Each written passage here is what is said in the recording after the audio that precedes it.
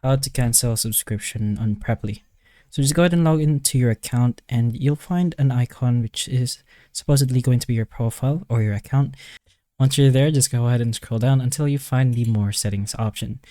Pressing that will lead you to something like this. You'll have a few options in the top. You're gonna have to scroll down until you find the subscriptions, and inside subscriptions you will be able to see this, which is to manage your subscriptions.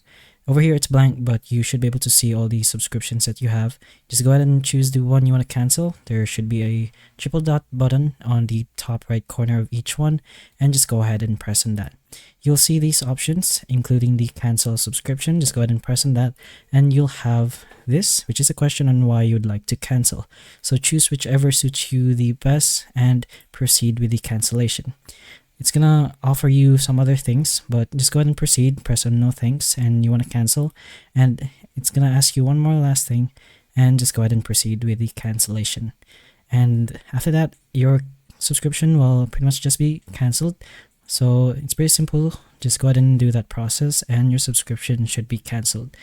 So that's pretty much how you do this process. So please like and subscribe for more videos like this, and that's all.